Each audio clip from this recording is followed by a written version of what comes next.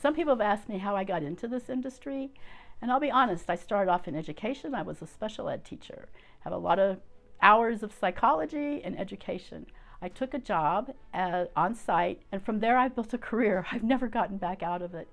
I think it really appealed to me because I grew up in a family that was pretty poverty stricken, and I made trips with my father several times to the landlord to please, not evict us because for some reason he couldn't pay the rent. And I knew how much that housing meant to us.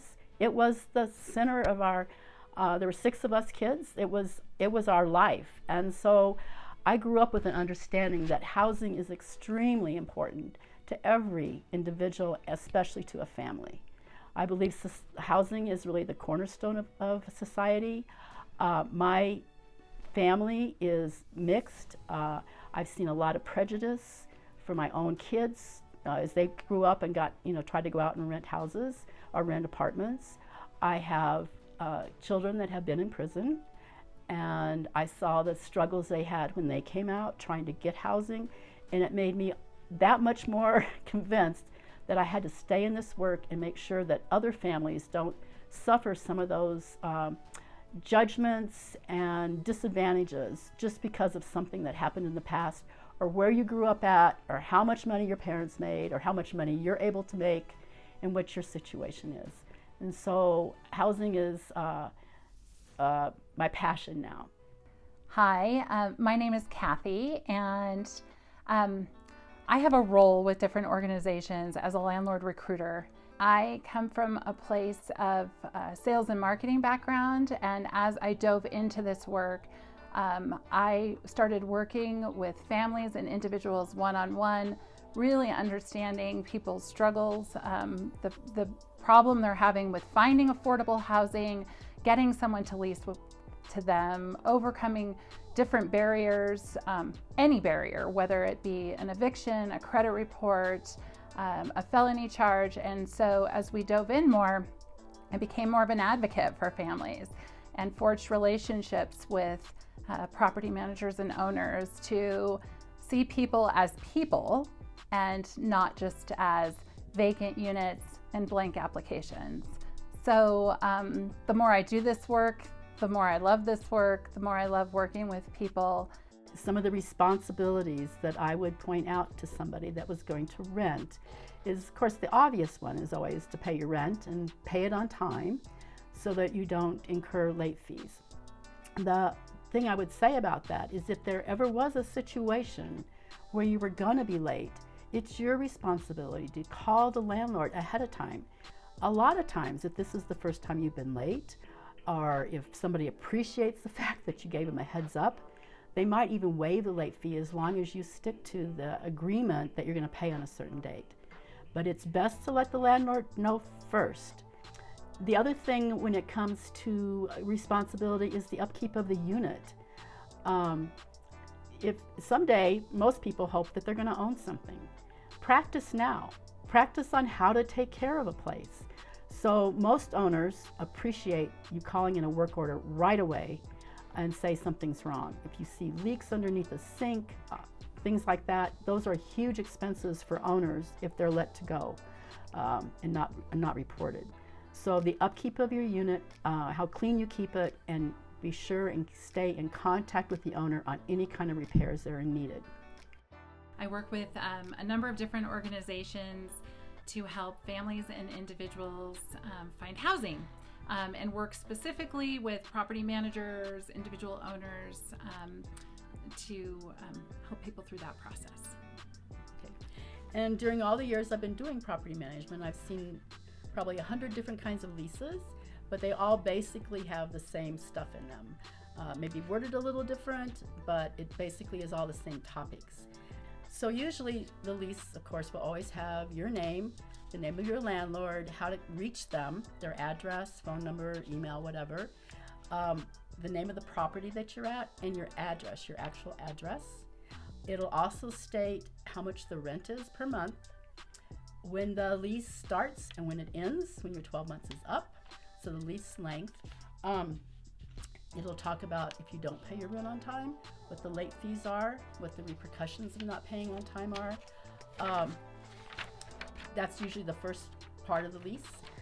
Then oftentimes you jump into like what your security deposit amount is, how much you have to pay, and what the owner can use the security deposit for when you move out. So those are good things to pay attention to, because in today's world, people are often paying security deposits way over $1,000. So that's money that you had to scrape together for this apartment. When you move, it's really important that you get that money back so you don't have to scrape together so much the next time. Those are things to watch for. Terry, I find that leases are really long and cumbersome, a lot of legal jargon. And so in breaking it down, I found I call it the 4 Ps of how people tend to get in trouble. And I think these 4 Ps lead to eviction oftentimes. And you can disagree with me if you think I'm wrong. And I'll list them. The first P is pets. So not understanding whether or not you're allowed to have a pet and not getting authorization from your property manager if that pet is allowed or if there's any fees attached to having a pet. People, unwanted people, I think you touched upon, but like if someone's staying too long or someone has clearly moved in and that hasn't been authorized by you to or by their property manager to live there. Payments. If you're not paying rent on time, that almost always leads to someone getting in quite a lot of trouble. And then pot. I know we giggle in Colorado, but I don't know that I know an owner or a property manager that wants you smoking marijuana in the unit. So that always seems to lead to trouble. So those are my 4 Ps. And I think what we'll go into now is talking a little bit about avoiding eviction, avoiding going down any legal path.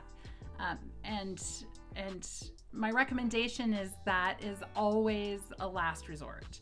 I find that if people can open up lines of communication and can have good conversations with like a Terry, someone on the other end, is that both sides of both the people that are living there as well as a property manager want to come to resolution without any other parties involved. Do you agree with that? Definitely. From an owner's point of view, a lawyer costs money, and they have to pay the legal fees to start with, even though oftentimes the lease says they'll be passed on to the resident. But that's after you've been to court and they take it out of your security deposit or whatever. But believe me, owners want to avoid litigation as much as you do. To them, it's lost rent, it's vacancy. There's a lot of reasons you don't want to go to court as an owner. And I also find that we're quick to say, oh, I'm angry, I'm not going to pay rent, I'm going to take matters into my own hands. And that is rarely a good idea. We see that cause a lot of problems for people, and it just doesn't seem to solve any issues versus trying to really talk about things. I always recommend when it comes to maintenance concerns or pests, that's another P for me is pests. That you are keeping a good maintenance log. So when you call to say that something is wrong, you're making note of the time and date that you do that call, that you continue to follow up, and be specific, like when can I expect someone to show up? I think we all know here in Colorado that there's also a shortage of workers. So I've got patience is also on my list, is that while we'd love to have someone show up at our house immediately the minute we find something that's wrong, it doesn't often work like that. A lot of times we have to be patient while we wait for someone in a maintenance role to come resolve issues for us. I've seen a few things over the last 6 years, which then of course make my list as to what not to do and to what to do. So I'll go through some little points of how to be a good renter. I think top of the list is communication. So I find if the person that's renting the unit can communicate well with the person leasing the unit, like life is really good, no matter what challenges you hit, if the communication can be good. The other thing is being a good neighbor. So when you're a good neighbor and no one in the property is complaining about you or where you're parking or the people that you have coming over or the pets that you decide to bring home, that really is helpful as far as just being a kind and good neighbor and building more of a community.